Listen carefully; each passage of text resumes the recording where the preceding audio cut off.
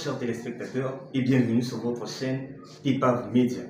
Aujourd'hui, nous allons parler sur l'Organisation des Nations Unies pour l'éducation, la science et la culture, en sigle UNESCO. Sur ce plateau, nous allons recevoir le secrétaire général de la Commission nationale congolaise pour l'UNESCO, M. Gabriel Bokumaka. Suivez. Je suis M.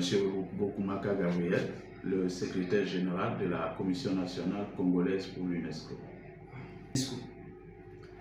Merci beaucoup. Avant de répondre avec précision à votre question, j'aimerais d'abord dire ce qu'est l'UNESCO.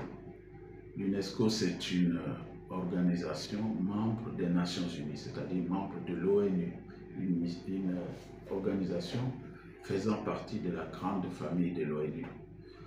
L'UNESCO, comme vous l'avez dit, c'est l'organisation des Nations Unies pour l'éducation, la culture et la communication, la science et la communication. L'UNESCO a été créée en 1946, au lendemain de la Grande Guerre mondiale, par les États membres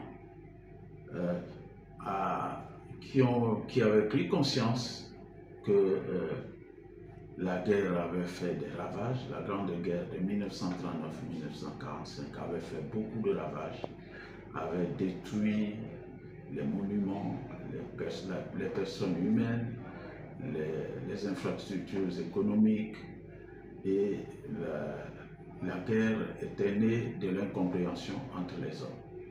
Et c'est pourquoi la convention qui crée l'UNESCO dit que la guerre qui naît dans l'esprit des hommes, il faut élever dans l'esprit des hommes les barrières pour la paix. Donc l'UNESCO est une organisation qui est née pour les besoins de la paix et qui œuvre dans le domaine de l'éducation, de la science, de la culture, de l'information et de la communication. Voilà. Maintenant, vous me demandez quelles sont les missions de l'UNESCO. Les missions de l'UNESCO, c'est de promouvoir l'éducation dans tous les États membres qui sont membres de l'UNESCO dans le monde entier. C'est de promouvoir la recherche scientifique et le partage de la science. Nous étions là tout à l'heure avec un groupe d'experts qui sont venus parce que nous discutions sur la dernière recommandation adoptée par l'UNESCO sur la science ouverte pour permettre le partage des résultats de la science. Parce que quelqu'un mène des recherches, ou des experts ou des groupes de chercheurs mènent des recherches, aboutissent à des résultats, ces résultats sont protégés par ce qu'on appelle la propriété intellectuelle ou les brevets.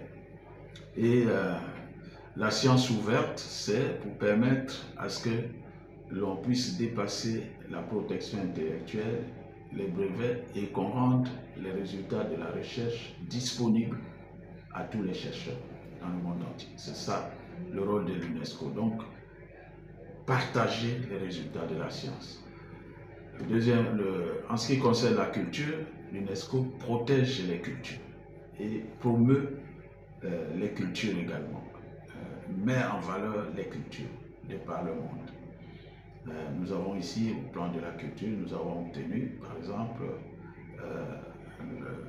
les activités, la relance des activités de l'école de peinture de Poto-Poto. Nous avons obtenu, dans le plan culturel,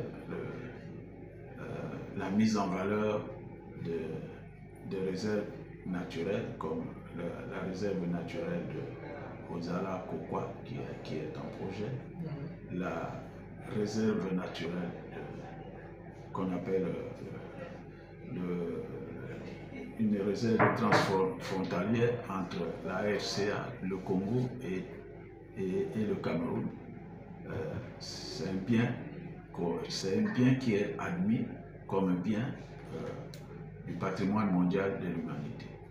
Nous avons également la rumba, qui est une danse, un style de danse, la rumba congolaise, qui a été admis au niveau mondial comme un bien mondial au niveau du patrimoine immatériel de l'UNESCO. Et enfin, la communication et l'information. L'UNESCO œuvre pour la libre circulation de l'information et le libre accès à l'information et la protection des journalistes. Voilà en gros le champ et les missions de l'UNESCO. Je vous remercie. Merci, monsieur le secrétaire général, Gabriel Bokoumaka. Avez-vous quelque chose à ajouter à propos pour les gens qui nous suivent? Quelque chose à ajouter concernant l'UNESCO et les missions? Oui.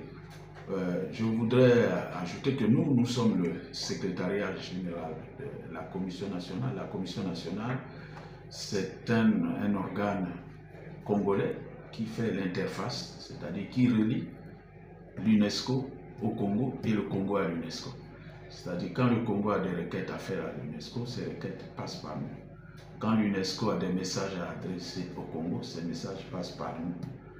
Quand c'est des messages diplomatiques, ça passe par voie directe, par un bureau de l'UNESCO qui est installé ici à Brazzaville et le canal du ministère des Affaires étrangères. Ça, c'est des messages diplomatiques. Mais au niveau du travail quotidien, sur les missions que je viens de décrire, c'est le secrétariat général de la Commission nationale qui est la boîte aux lettres, entre guillemets, entre le Congo et l'UNESCO. Et la Commission nationale, c'est une grande famille de l'UNESCO au Congo. Nous avons avec nous les clubs et associations UNESCO, les chaires UNESCO. Nous avons 2 chaires UNESCO. Ici à l'université Marie-Ngouabi, la chaire en sciences et technologies, et puis la chaire en sciences de l'éducation. Et nous avons, donc, j'ai cité déjà les clubs UNESCO. Et nous avons également le réseau des écoles associées. Voilà, c'est tout ça la grande famille de la Commission nationale pour l'UNESCO. Et nous aimerions qu'à travers ce dont nous sommes reconnaissants, qu'à travers des médias comme les vôtres, que l'on diffuse régulièrement les activités de l'UNESCO au Congo. Parce que c'est des activités importantes qui portent sur tous les domaines, surtout dans le domaine de la jeunesse, dans le domaine des médias, dans le domaine des femmes, de l'égalité des femmes, dans le domaine de la promotion de la culture, dans le domaine de la promotion de la science. Voilà. Je vous remercie. Merci d'avoir été les nôtres à suivre cette entrevue avec le secrétaire général de la Commission nationale congolaise pour l'UNESCO, M. Gabriel Bokoumaka, qui nous a parlé de l'UNESCO. Je vous dis au revoir, au prochain.